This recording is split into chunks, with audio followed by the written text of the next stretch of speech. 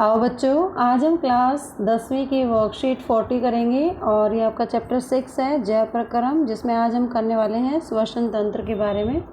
हमारा जो मानव श्वसन तंत्र है, प्रणाली है, उसमें कार्यों के आधार पर दो भागों में बांटा गया है। पहला है वो नलियाँ, वो गुहाएँ जिसके द्वारा आपस में जुड़ने पर जो प्रणाली फुफ्फुस में वायु का संचालन करती है।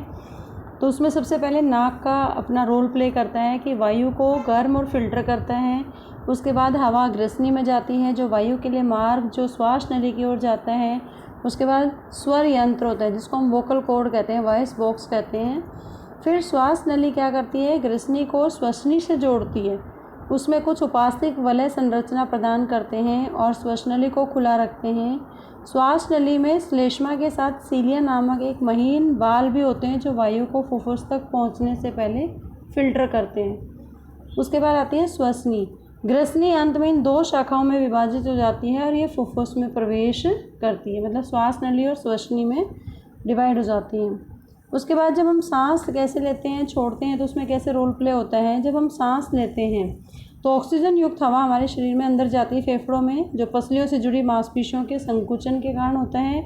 यहाँ पर डायफ्राम समतल हो जाता है, जैसे आप ये देख रहे हो, ये समतल हो जाता है, जिसमें वक्ष गुहा का आयतन बढ़ जाता है। आयतन बढ़ेगा तो उसमें हवा का दबाव कम हो जाता है, जिसके कारण फेफड़ों के अंदर वायु चली जाती है।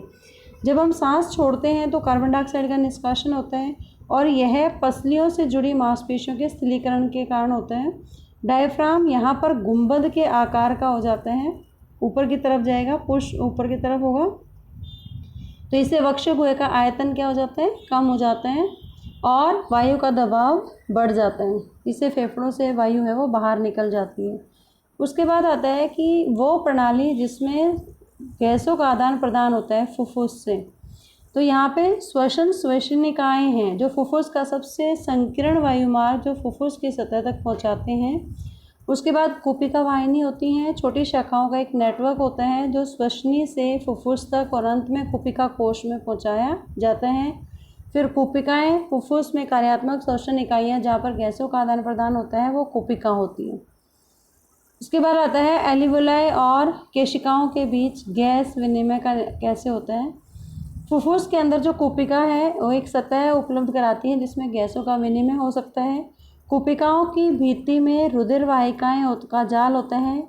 केशिकाएँ शरीर से कार्बन डाइऑक्साइड प्रचुर रुधिर कुपिकाओं में छोड़ती हैं। कोशिका रुधिर वाहिका का रुधिर कुपिका वायु से ऑक्सीजन लेकर शरीर के सभी कोशिकाओं तक पहुंचाता है। जैसे जैसे जंतुओं के शरीर का आकार बढ़ता है, अकेला विसरण दाब शरीर के सभी अंगों में पहुंचाने के लिए अपर्याप्त है, उनकी दक्षता कम हो जाती है। इसलिए फुफ्फुस की वायु से श्वसन वर्णक ऑक्सीजन लेकर उन ऊतकों तक पहुंचाते हैं जिसमें ऑक्सीजन की कमी है। और मानव में श्वसन वर्णक होता है हीमोग्लोबिन, जो कि ऑक्सीजन के लिए उच्च बंधुता रखता है और यह वर्णक लाल रुधिर कोशिकाओं में उपस्थित होता है। तो ये हिंदी मीडियम स्टूडेंट्स के लिए था। Now the English medium students, and today we are going to do worksheet 40 for the class 10 students, and the today's topic is respiration. Human respiration system can be divided into two parts on their functions. First one is system of interconnecting cavities and the tubes that conduct air into lungs. So first of all, the nose, which warms filter air as it is inhaled. Pharynx passes way for the air, leads no trachea. Larynx is called the voice box. Trachea connects the pharynx to the bronchi. Rings of cartilage provide structure and keep the windpipe open. Trachea is linked with a fine hair called cilia, which filter air before it reaches lungs. Now bronchi, these are the two branches at the end of trachea which lead to a lung. Now another function is that system where exchange of respiratory gases occurs.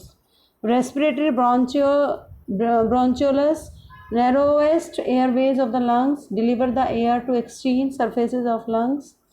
Alveolar ducts, a network of smaller branches leading from bronchi into the lung tissue and ultimately to the air sacs.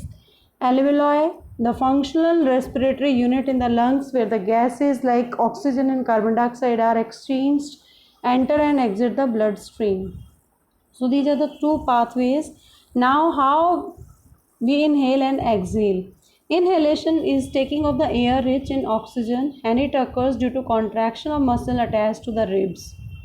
This lifts ribs and flattens the diaphragm just like this, which increase the volume of the thoracic cavity, and here the pressure inside the thoracic cavity decreases and air rushes inside the lungs.